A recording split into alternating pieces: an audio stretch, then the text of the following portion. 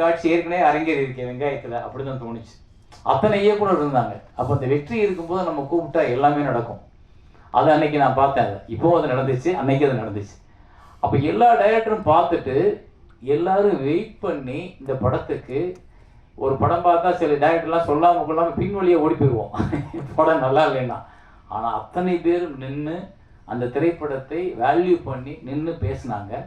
அந்த 52 டைரக்டர்ஸ் பார்த்ததும் அதை பூரா கட் பண்ணி ஒவ்வொரு டைரக்டரோட கருத்துக்களையும் வீடியோவாக மாற்றி அவரோட படத்தை இடையில இணைச்சு அதை கொண்டு போய் சன் டிவியில் போட்டு காட்டினேன். சார் இப்படி இவ்வளோ டைரக்டர் சொல்லியிருக்காங்கன்னா ரொம்ப நல்ல படமாக தான் சார் இருக்கும் அப்படின்னு சொல்லிட்டு முதல்ல 5 ரூபாய்க்கு வாங்காத அந்த படத்தை 52 லட்ச ரூபாய்க்கு விற்றோம்.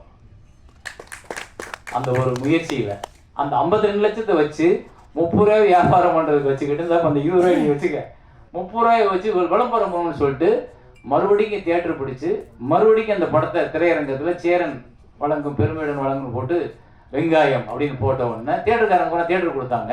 மறுபடியும் அது 1 வாரமோ 10 நாள் ஓடிச்சுல்ல, 10 நாள் ஓடிச்சு அந்த படம். ஆனால் ஒரு நல்ல கலெக்ஷனை பார்த்தோம். அது கொஞ்சம் அவருக்கு அவருடைய சுமையை கொஞ்சம் இறக்கி வைக்க அது உதவுச்சு. இது சங்ககிரி ராஜகுமார் இல்லை, அந்த திரைப்படம் தான் அதுக்கு காரணம். சங்ககிரி ராஜகுமார் எனக்கு முன்னப்பிட தெரியாது யாருன்னு. என்னை அந்த உந்துதலுக்கு தள்ளுனது அந்த திரைப்படம். அது மாதிரி நிறைய திரைப்படங்கள் நம்ம பார்த்துருக்கோம்.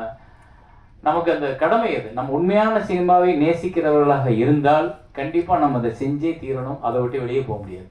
அவ்வளோதான் எனக்கு சங்கர் ராஜகுமாரோட பந்தம். ஆனால் அவர் அந்த உதவியை இன்னைக்கு வரைக்கும் மறக்காமல் பெருசாக எடுத்துக்கிட்டு அதை பற்றி பேசும்போது ஒவ்வொரு இடத்துலையும் சொல்லும் பொழுது இப்போ தான் எனக்கு தோணுச்சு, சேரன்ற பேருக்கு அடிக்கிறீங்க பாவம், அவரே எனக்கு உதவி பண்ணான்றப்போ அவர் என் மேலே வச்சுருக்க கருணை அது நல்லது, சந்தோஷம். ஆனால் அவர் அப்படி தான். இவரோட படங்கள்லாம் இவர் சம்பாதிக்கிறதுக்கு சினிமாவுக்கு வரல.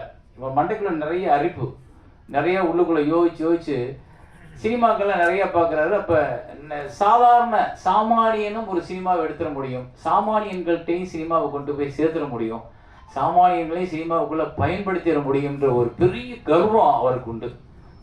அவரோட அடுத்த படம் கூட பயாஸ்கோப் பார்த்தீங்கன்னா அந்த வெங்காயம் எடுத்த கதையே ஒரு படமாக எடுத்திருப்பார். வெங்காயத்துக்கு ஒரு கஷ்டப்பட்ட அந்த கதையை எடுக்க அதை திருப்பி ஒரு படமாக்கினார். அந்த படமும் எனக்கு ரொம்ப ரசித்து பார்த்தேன். இது என்ன இப்படி இவர்கிட்ட ஒரு நல்ல நகைச்சுவை உணர்வு இருக்கும். அந்த நகைச்சுவை உணர்வு அந்த படத்துக்குள்ள இருந்துச்சு. அந்த ஆயா பாட்டி எல்லாரும் அதை பேசுனது எல்லாமே ரொம்ப.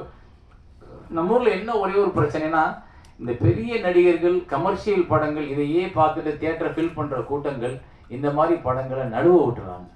அப்புறம் எங்கேயோ ஒரு ஓடிடி பிளாட்ஃபார்ம், சார் அந்த தோல் அந்த படம் ரொம்ப நல்லா இருந்துச்சு சார், அந்த படம் ரொம்ப நல்ல படம் சார், நீங்கள் அதில் என்ன சார் பண்ணீங்க அப்படின்னு கேட்குற அளவுக்கு அந்த படம் இருக்குது. ஆனால் தியேட்டரில் அதுக்கான ரெஸ்பான்ஸ் குறைவாக இருக்குது. அது காரணம்